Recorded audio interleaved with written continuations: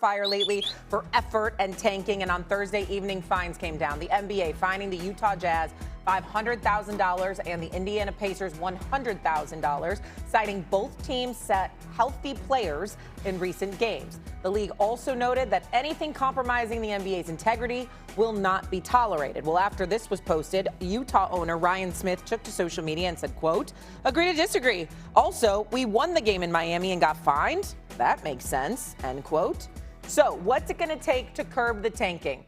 Clearly, you have the Utah owner not agreeing with this. Fines have come down, which we talked about yesterday, S.A. Do you think the fines will suffice? Stephen A., what do you think? Listen, I think the fines need to be stiffer. And two things could be true. The owner for the Utah Jazz can have a point, but Wendy, who was on Get Up earlier, made a very, very valid point about how this is a warning sign. This is a deterrent. You want to make sure to send the message that, listen, it's being watched, and we're not going to be tolerating it because we have a fan base to pay attention to, an audience to pay attention to, who go about the business of patronizing our product and our brand that enabled us to sign an 11-year, $77 billion deal. This is what comes with it, folks. And so as a result of that, if you're doing something that remotely comes close to compromising the integrity of the game in our eyes, we're going to make sure you feel a pinch. I personally don't think it's enough. I think no fine should be for less. I'm talking about fines along these lines, whether it be the tank and load management, whatever. I don't think any fine should be less than 7 figures. I think you want to send the message that we're not playing games, and the owners should be in on it with you, because anything that sustains or uplifts the integrity of the game, league teams and owners stand to benefit exponentially. What's the problem? You're taking one for the team.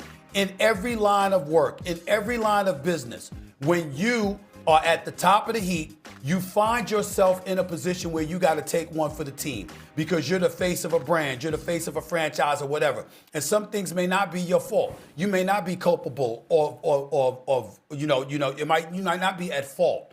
But in the end, because of the appearance, the optics of it, a message has to be sent that the problem is being dealt with. So rather than the owner going out there and tweeting something in resistance to what Adam Silver is doing, how about embracing it on behalf of the league? You want to make sure that you give no contribution whatsoever to that kind of imagery affecting a brand that's worth billions upon billions of dollars. This is what comes with it. Suck it up and deal with it. It's a deterrent, and it's a message that's necessary to be a deterrent for those in the future who are thinking about doing such things. I think the fine should have been stiffer.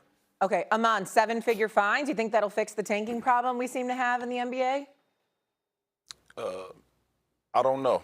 I've been a part of, the load management conversations with teams wanting to take the fine. I think that however the team decides they want to go, I think that's what they'll do. I think there will be teams that will still tank and just take the fine. I think there's going to be the same way it was for load management. I remember back a couple years ago, San Antonio doing it. Everybody had a problem with it. They looked everybody in the camera and said, "We don't care." They continue to do so, and they end up having a pretty good season. So I understand what's going on with that. Does a 7-figure tax really hurt somebody to make them stop? It's up to the team, and it's up to what's going on at the moment. I understand that fans want to see guys play. I don't like when they do it. I'm not a fan of it personally. But as far as a team doing it, I don't think that any fine will come in between whether or not a team is trying to go for a pick and get a player that's coming out in the upcoming season. Wendy. So first off, I'm going to say the fine is insignificant. I'm not saying that it doesn't affect Ryan Smith to pay $500,000. I'm just saying it's insignificant. The second thing I'm going to say is I have an announcement to make. And I need you all to hold me accountable to this announcement for the next 3 months, because it's going to get tough. It's going to be challenging. I'm giving the tankers a pass. I'm giving them a pass. I could sit here and go chapter and verse to some of the stuff that I'm seeing in Utah, some of the stuff I'm seeing in Washington, in Sacramento, in Indiana. But you know what? I can't blame them, Shay, because they are incentivized to do this. And so therefore, I am determining that these are good people who are good at their jobs, having to make bad decisions because they're incentivized to do so. We see this across humankind. People are sometimes incentivized to do things that are not, for the greater good. They're incentivized to do this. The way that everything is set up, you are incentivized to lose. And so I can say what the Jazz are doing, and I can say I disagree with it, but I can't look at you and say that if I was Ryan Smith or I was Will Hardy or I was Austin Ainge, that I wouldn't do it. And so really what Adam Silver is trying to do here is he's trying to hold his finger in the dam, because he's now looking at, we're in mid-February, and he's looking at the landscape and he realizes that there's about to be a disaster when this thing breaks, because we're going to have 6, 7, 8, 9, 10 teams not trying to win. And he's trying with this to send a message over the bow, please stop, otherwise we're going to get more serious. But they have to change the fundamental issues. Without changing the incentive, you will not change the behavior. You know this with a toddler, and it's true even in billion-dollar businesses. True. Well, let me say this. I get where you're coming from, and you're right, Wendy. And I want to state for the record that tanking, to me, is not nearly as big of a problem as load management. I know that sometimes people lump it in with one another for obvious reasons, because, you're trying to win. But there is nothing. I mean, listen, the New York Knicks got Ewing. You know what I'm saying? You've got a situation where the San Antonio Spurs, I mean, damn, they did it 3 times. They did it for David Robinson. They did it for Tim Duncan. And they did it for Victor Wembanyama. I mean, this is what they've done. Okay, we all know this. I mean, obviously you look in Orlando with Shaq, and I mean, the list goes on and on.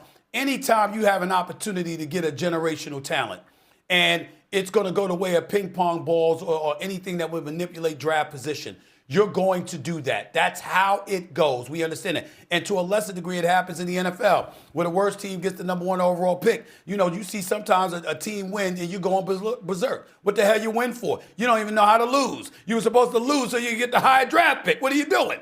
So we see tanking, and it's not that big of an issue to the public.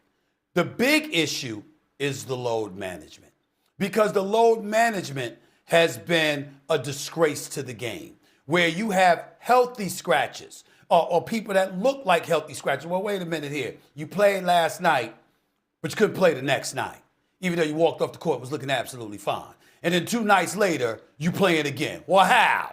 That's just taking a game up. That's just taking a game off. You were fatigued. You needed rest. And then when you look at some of the coaches and some of the organizations and the decisions that they've made, because it's really not about the players half the time, it's about the organizations forcing them to do these things.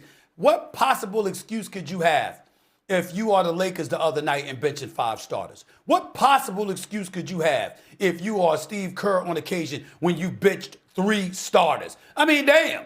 Make sure you parse it out a little bit and make sure one gets one game off, another gets another game off, et cetera, because you're showing just a dismissiveness towards the fan.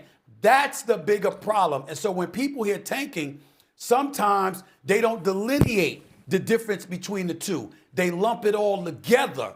And that's an image problem for the NBA as well. But it's our responsibility to say there is a huge difference between load management and tanking.